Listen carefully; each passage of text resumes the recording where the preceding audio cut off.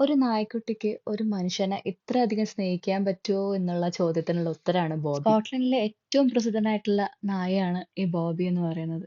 ബോബിക്കൊരു കഥയുണ്ട്.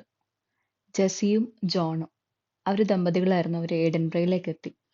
ജോലി അന്വേഷിച്ചു വന്ന ജോണിന് തോട്ടം പണിക്കാരനായിരുന്നു അദ്ദേഹം ആദ്യം. അപ്പോൾ ഒരു ജോലി കിട്ടാൻ ഭയങ്കര പാടായിരുന്നു. അങ്ങനെ ആൾക്ക് പോലീസിലൊരു വാച്ച്മാനായിട്ട് ജോലി കിട്ടുന്നു. ആ സമയത്ത് കൂടെ കൂട്ടിയതാണ് ബോബിയെ. അങ്ങനെ 1858 ജോണിന് ക്ഷയം ബാധിക്കുന്നു. ക്ഷയം ബാധിച്ച ജോൺ കുറച്ചു നാളുകൾക്ക് ശേഷം മരണപ്പെടുന്നു. ജോണിനെ അടക്കിയ ശ്മശാനത്തിൽ അങ്ങനെ ബോബി ജോണിന് വേണ്ടി 14 വർഷം കാത്തിരുന്നു.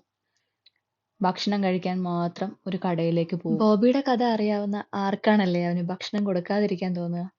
അങ്ങനെ ബോബി ആ നാട്ടുകാർക്ക് ഏറ്റവും പ്രിയപ്പെട്ടവനായി മാറി. അങ്ങനെ 1872 ബോബിയും മരിച്ചു. ജോണിന്റെ ശവകുടീരത്തിനടുത്ത് ഏതാനും മീറ്ററുകൾക്കപ്പുറം ബോബിയും ഉറങ്ങുന്നുണ്ട്. ശ്മശാനത്തിന് പുറത്തുള്ള ബോബിയുടെ പ്രതിമയുടെ മൂക്കിൽ തൊട്ടാൽ ഭാഗ്യം നമ്മളെ തേടി വരുമെന്നാണ് ഇവിടുത്തുകാരുടെ വിശ്വാസം. എഡൻബറയിലെ മഴയിലും മഞ്ഞിലും കാറ്റിലും അവന്റെ യജമാനു വേണ്ടി ബോബി കാത്തു നിന്നെങ്കിൽ അവന്റെ മനസ്സ് പൊന്നാണ്.